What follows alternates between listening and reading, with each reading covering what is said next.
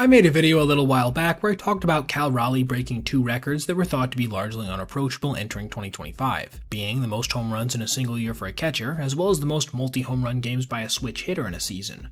But at that point, it wasn't even September yet, so pretty much everyone in the baseball community knew there was quite a few more records at stake, and Cal just passed one of the most unbreakable ones for a backstop offensively.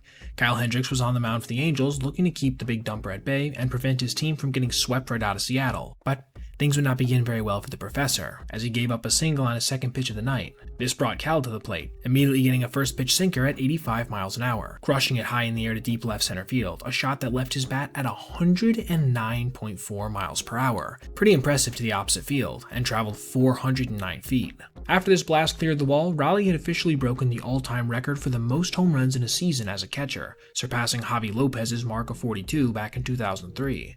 Now, for some of you, you're probably saying, wasn't that his 54th of the year? And you'd be correct, but 11 of those have come as a designated hitter. This makes what he did truly nuts if you think about it. Let's revisit that leaderboard again. The most recent season on there is from Lopez, a cool 22 years ago, with every other one besides Piazza in 2000 being registered prior to the 21st century. I believe the reasons for this are twofold. One, defense as a catcher has become much more important than ever, which has resulted in more than a few catchers being moved from the position to maximize their bat, if they have elite hitting potential. And two, guys just don't catch as much as they used to, due largely to our understanding of how hard it is on the body. Again, besides Javi, every other catcher needed at least 500 plate appearances while appearing as a backstop to register their mark. And most guys just simply don't have the endurance to appear behind the plate often enough to even get close. And that's of course assuming they have elite pop.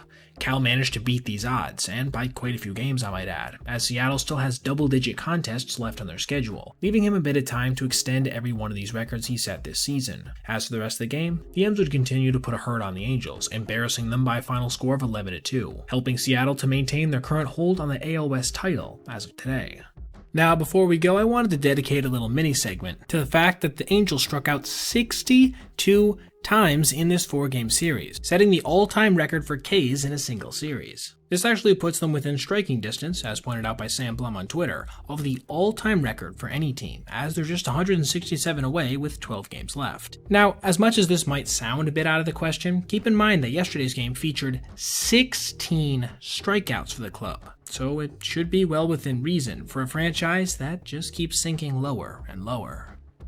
Alright everybody, if you made it this far, I appreciate you watching, and if you did, consider checking out any of these other videos on your screen right now for other content just like this. Also, if you ever see anything you'd like to see me detail in the video, feel free to reach out to my email, basebeatpoet@gmail.com, and if I end up using your idea, I'll give you a shout out. Thanks for watching. Have a great rest of your day.